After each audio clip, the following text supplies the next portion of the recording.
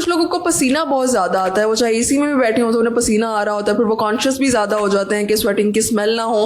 और ऐसे लोग जो बहुत ज़्यादा एक्सपेंसिव किस्म के डिओड्रेंट्स भी अफोर्ड नहीं कर सकते, तो वो एक होम रेमेडी यूज़ करते हैं कि वो फटकरी इस्तेमाल कर सकते हैं अपने नहाते हुए। तो ये होम रेमेडी जो है वो काम करती है, काम की है, या आप इसको रेकमेंड नहीं करेंगी? नहीं जी, बिल्कुल कर सकते हैं, क्योंकि फटकरी जो है उसको हम एलएम सॉल्ट कहते हैं, जो कि आजकल जो नेचुरल डिओड्रेंट्स वगैरह बन रहे हैं उनके अंदर भी यूज होता है। सही। तो वो डेफिनेटली इस्तेमाल कर सकते हैं। उसको आप चाहे स्प्रे बॉटल में बना के रख लें, उसे आप स्प्रे कर लें, या आप ऐसे वो जो उसका एक पूरा वो डली सी होती है उसे नहाते हुए इस्तेमाल कर लें। तो डेफिनेटली एक आपकी पर्सनल हाइजीन कि आप क्लीन रहें, जब आप इस तरह की इन्वायरमेंट में आए, चेंज कर लें, अपने कपड़े नहा धो के पहन लें, और साथ में इसको आप इस्तेमाल कर लें फटकरी को, तो काफी आपको उससे, जो लोग नहीं अफोर्ड कर सकते डिओड्रेंट्स भी, या इवन जो डिओड्रेंट्स कर भी सकते हैं, आप उसके साथ भी इसको कंबाइन कर लें, तो आप देखेंगे कि उसकी वो जो भी आप डिओड्रेंट यूज कर रहे हैं उसकी लाइफ बढ़ जाती है उसके साथ, क्योंकि वो जरा स्वेट को अब्जॉर्ब कर लेता है एलम, तो फिर जो आपने डिओड्रेंट लगाया होता है वो और लॉन्ग लास्टिंग हो जाता है। राइट।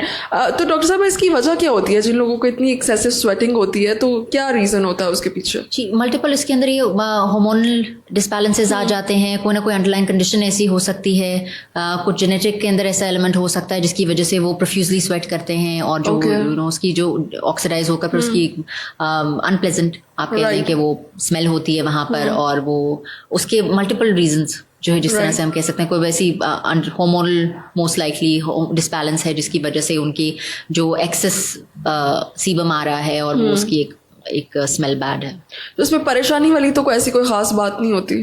अगर तो जी वो नॉर्मली जिन लोगों के अंदर ये होता है उनकी कोई ना कोई ऐसी अंडरलाइन कंडीशन होती है, तो वो उनको कुछ अंदाजा होता है कि अगर वो किसी और वजह से कोई और ऐसी बीमारी साथ चल रही होती है जिसकी वजह से वो दिखा रहे होते हैं, या उनको कुछ अंदाजा होता है कि किस वजह से हो रही है, तो साथ साथ उनकी उसकी कुछ ना कुछ हद तक ट्रीटमेंट जरूर चल रही होती है। तो लोग आते हैं आपके पास कुछ इस वजह से, इस तरह के प्रॉब्लम्स को लेकर लोग आते हैं इसके अंदर जी? अगर हम एस्थेटिक्स की बात करें तो एक हम ट्रीटमेंट भी करते हैं हाइपरहाइड्रोसिस के लिए, वो बोटॉक्स हम इंजेक्ट करते हैं। ओके। तो वो ग्लैंड्स को श्रिंक करने के लिए। राइट। तो फिर वो ये होता है कि कुछ अरसे उसकी लाइफ होती है, 6 महीने बाद वो ट्रीटमेंट रिपीट होता है, तो उससे हो जाता है कि पसीना ज्यादा नहीं आता। तो हमारे पास ऐसे ट्रीटमेंट्स मौजूद हैं जो कि हम करके इन कंडीशंस को कंट्रोल कर लेते हैं। जो लोग करवा सकते हैं उनके लिए डेफिनेटली जी।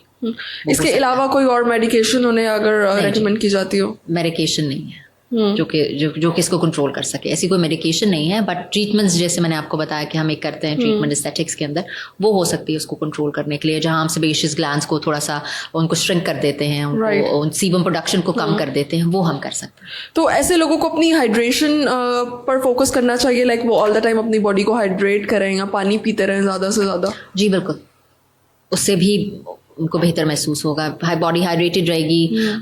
कुछ ना कुछ एक तरह से बॉडी टॉक्सिन्स भी स्वेटिंग से निकालती रहती है, तो वो डिहाइड्रेट ताकि ना हो। जो लोग प्रोफ्यूजली स्वेट करते हैं, इसका मतलब है कि उनकी बॉडी में से वो सारे सॉल्ट्स, नमकियात निकल रहे हैं, तो वो ज्यादा उनको वो होता है कि वो डिहाइड्रेट हो जाएंगे। तो उनको अपनी हाइड्रेशन का, पानी की इंटेक का, इन सब चीजों का बहुत ज्यादा ख्याल रखना चाहिए। ओके, बहुत शुक्रिया।